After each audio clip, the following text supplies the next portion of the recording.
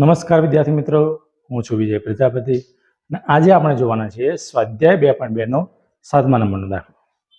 અગાઉના બાકીના દાખલા મેં અગાઉના વિડીયોમાં અપલોડ કર્યા જ છે, તો ના જોયા હોય તો ખાસ જોઈ લેજો. રકમ કંઈક આપી છે કે નીચેના સ્વરૂપ સમીકરણનો ઉકેલ મેળવો. 7માની રકમ 3 બરાબર 5 2t વત્તા 1, એટલે કે કૌંસની બહાર જે સંખ્યા છે એ કૌંસવાળા પદ જોડે બંને પદ જોડે ગુણાય. બરાબર, આપણે ગુણ્યા જુઓ 3 ગુણ્યા ટી એટલે કેવા થવાના કે 3t, માઇનસના માઇનસ 3 તરી 9 બરાબરના બરાબર. સેમ પ્રોસેસ આ કૌંસ માટે 5 ગુણ્યા 2t તો 5 દુના 10t પ્લસના પ્લસ 5 એકા 5. હવે જુઓ જે ચલ વાળા પદ છે એટલે ટી વાળા પદ આપણે જોડે લાવીએ, અચળ પદો જોડે લાવીએ. બરાબર, તો ટી વાળા પદોને આપણે બરાબરની ડાબી બાજુ લાવવાના. તો 3t તો હતા જ, આ 10t બરાબર આ બાજુ કેવા થવાના? તો પ્લસ છે તો પ્લસ ના થવાના -10t બરાબરના બરાબર. ચલો, આ 5 હતા, -9 પેલી બાજુ જશે, કેવા થવાના? તો કે +9. એટલે કે ચલ વાળા પદો બરાબરની ડાબી બાજુ અને અચળ પદો બરાબરની જમણી બાજુ આપણે ગોઠવ્યા. હવે સાદુરૂપ આપીએ. 3t માંથી 10t જાય, 3t માંથી 10t જાય એટલે કે નાની સંખ્યામાંથી મોટી સંખ્યા જવાની. તો શું થાય? તો કે -7t બરાબરના બરાબર. ચલો, 9 ને 5 કે 9 ને 5 નો સરવાળો કર્યો 14. હવે આ બાજુ ધ્યાન રાખજો, આપણે ટી ને સૂત્રનો કરતા બનાવ્યો. બરાબરના બરાબર, આ બાજુ 14 હતા. આ જે જોડે ટી જોડે 7 ગુણાકારમાં હતા તો ગુણાકારમાંથી આવશે ભાગાકારમાં. પણ ટી કેવા છે? તો ટી છે માઇનસ. ધ્યાન રાખજો ખાસ કે 7 દુના 14. આપણને શું મળ્યું? કંઈક જવાબ, તો કે -t બરાબર 2. પણ જે આપણે શોધવાનું છે એ કોઈ પણ દિવસ માઇનસ ના હોય. તો માઇનસ કોને લાગે? તો માઇનસ લાગશે 2 ને. એટલે આપણે શું મળે જવાબ? કે t બરાબર -2. આ આપણું ફાઇનલ આન્સર. બરાબર, ચલો 8મા નંબરનો દાખલો જોઈએ મિત્રો. આપણે 8મા નંબરનો દાખલો મિત્રો તો જુઓ, અગાઉ જે આપણે પ્રોસેસ કરી સેમ પ્રોસેસ આમાં કરવાની. કે કૌંસની બહાર જે સંખ્યા છે કૌંસવાળા પદ જોડે ગુણાય.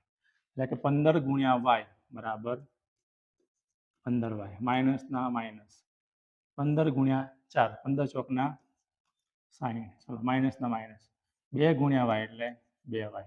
ચલો, 2 ગુણ્યા 9 બંને માઇનસ, તો માઇનસ માઇનસ પ્લસ 2 નવાના 18. કેવા? માઇનસ માઇનસ પ્લસ 2 નવા 18.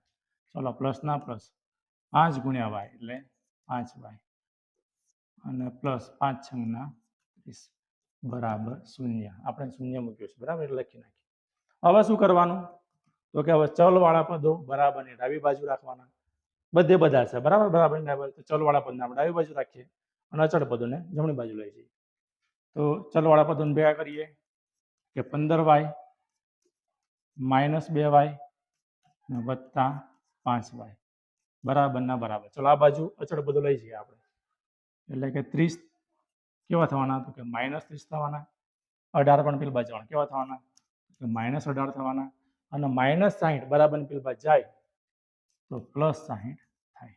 હવે સાદુરૂપ આપીએ આપણે કે 15 માંથી સોરી પેલા પ્લસ વાળા ભેગા કરી દઈએ. બરાબર, આપણે બાદબાકી કરીએ તો 15y વત્તા 5y, તો 15 ને 5 20y. 20y માંથી 2y જાય એટલે કેવા થવાના? તો કે 18y. જો ફરીથી કહું છું, 15y ને 5y પ્લસ છે તો બંને પ્લસ, એટલે 15 ને 5 20y. 20y માંથી 2y જાય એટલે 18y બરાબરના બરાબર. તો આ બધું ધ્યાન રાખજો. 30 ને 18 તો 30 ને 18 થાય 48. 60 માંથી 48 જાય. જુઓ, -30 ને -18 તો માઇનસ માઇનસ પ્લસ થવાના, એટલે કે -48. 48 માંથી 60 જાય તો મળે આપણને 12 મળે. કેટલા મળે? તો કે મળ્યા આપણને 12 +12. જોજો કેમ કેમ ફરીથી સાદુરૂપ આપું તો -30 ને -18 એટલે -48 -48 વત્તા 60. 48 માંથી 60 જાય, શું મળે? તો કે 12 મળે. ચલો, y ના સૂત્રનો કરતા બનાવો. 12 તો હતા જ, પણ જે y જોડે 18 ગુણાકારમાં હતા તો ગુણાકારમાંથી આવશે ભાગાકારમાં. 12 અને 18 બંને વિભાજ્ય સંખ્યાઓ એટલે આપણે ભાગ ઉડે છે. તો 3 ચોકના 12 અને 3 છંગ 18. 3 3 કટ થઈ ગયા. હજુ પણ કટ થાય. જુઓ, 4 અને 6 તો 2 દુના 4 અને 2 તરી 6 એટલે 2 કટ થઈ ગયા. તો શું મળ્યું આપણને? તો મળે છે કે y બરાબર 2/3 એટલે 2/3 મળે. આ આપણો ફાઇનલ આન્સર. બરાબર. 8મા નંબર દાખલો. અગાઉ દાખલો તો સેમ એવો જ દાખલો છે. બરાબર. તો ધ્યાન રાખજો, કૌંસની બહાર જે સંખ્યા હોય કૌંસવાળા પદ જોડે ગુણાય. એટલે કે 3 પંચાની 15 ઝેડ. આ ઝેડ છે. હા મિત્રો, આ ઝેડ છે, 2 નથી. ધ્યાન રાખજો. ચલો એ પ્રમાણે 3 ગુણ્યા 7 એટલે 3 7 તરીના 21. ચલો એક મિનિટ, સંખ્યા માઇનસ 2 જ છે. બરાબર ને? ઝેડ નથી. તો માઇનસના માઇનસ 9 દુના 18. આ ઝેડ છે એટલે ઝેડના ઝેડ. ચલો 11 દુના 22. તો માઇનસ માઇનસ પ્લસ 22. કઈ રીતે આવી જુઓ ફરતી? 9 દુ 18 એટલે 18 ઝેડ. બરાબર. અને 11 દુના 22. તો માઇનસ માઇનસ પ્લસ 11 દુ 22. બરાબરના બરાબર. સેમ પ્રોસેસ આ બાજુ. 8 ચોક 32 અને આ ઝેડ. આ 32 છે ને આ ઝેડ છે. બંને થોડું સેમ લાગશે. બરાબર. અને 13 ચોક માઇનસ 13 ચોક 52 માઇનસ 17. હવે શું કરવાનું? તો હવે આપણે ચલવાળા જે પદો છે બરાબરની ડાબી બાજુ, અચળ પદોને બરાબરની જમણી બાજુ લઈ જઈએ. બરાબર. તો ચલવાળા પદો છે કયું? તો કે 15 ઝેડ આ તો હતા જ આ બાજુ. ચલો માઇનસ 18 ઝેડ પણ હતા. આ બાજુ શું છે? તો કે આ બાજુ છે 32 ઝેડ. તો 32 ઝેડ બરાબરની આ બાજુ આવશે તો પ્લસના કેવા થવાના? તો કે -32 ના ઝેડ. ચલો થોડોક બગુડ આપણે આ રીતે પાડ્યો. બરાબર. બરાબરના બરાબર. હવે ધ્યાન રાખજો, અચળ પદો પેલી બાજુ. તો આ બાજુ કયા છે? -52 છે, -17 છે, પછી જુઓ +22. આ બાજુ જવાના કેવા થવાના? તો કે -22 અને -21 આ બાજુ જવાના કેવા થવાના? તો કે +21. બરાબર. આ રીતે મળે. હવે ધ્યાન રાખજો, 15 માંથી 18 જાય તો 15 માંથી 18 જાય તો -3 રહે. 15 નાની સંખ્યા, 18 મોટી સંખ્યા. નાની સંખ્યામાંથી મોટી સંખ્યા જાય કેટલા મળે? તો કે -3. -3 અને -32. તો 32 ને 3 35 એટલે કે -35 ઝેડ. આવું મળે. 15 માંથી 18 ગયા એટલે કેવા? તો કે -3 અને -32 માઇનસ માઇનસ પ્લસ પણ નિશાની માઇનસ એટલે -35 ઝેડ. બરાબરના બરાબર. ચલો આ બાજુ જુઓ. પહેલા પ્લસ વાળાનો સરવાળો કરી દઈએ આપણે. પ્લસ વાળું એક જ છે ખાલી 21 એકલું, પણ આ બધું માઇનસ છે. તો માઇનસ માઇનસનો પણ સરવાળો થાય. તો સરવાળો કરીએ આપણે કે 52 17 અને 22. તો 7 ને 2 9, 10 11 નો એકડો વધી પડી 5 ને 1 6 7 8 9 91 મળ્યા. ચલો 91 કેવા? તો કે -91 અને +21 એટલે કે 91 માંથી 21 બાદ કરવાના આપણે. બરાબર. તો 1 માંથી 1 ગયા તો 0 અને 9 માંથી 2 ગયા તો 7. કેવા મળ્યા આપણને? તો કે 70 મળે. કેવા 70 મળે? કેવા 70? તો કે -70 મળે. કેમ? તો કે મોટી સંખ્યા 91 માઇનસ એટલે -70 મળ્યા આપણને. બંને પદ માઇનસ છે તો પ્લસ થઈ જવાના. તો કેવા થાય? તો કે 35 ઝેડ બરાબર 70. ચલો ઝેડના સૂત્રનો કરતા બનાવો. બરાબરના બરાબર. આ બાજુ 70 હતા પણ 35 જોડે એટલે ઝેડ જોડે 35 ગુણાકારમાં હતા. તો ગુણાકારમાંથી આવશે ભાગાકારમાં. એટલે 35 દુના 70 કે ઝેડ બરાબર મળ્યા આપણને 2. આ આપણો ફાઇનલ આન્સર. બરાબર. હવે છેલ્લામાં છેલ્લો દાખલો 10મા નંબરનો.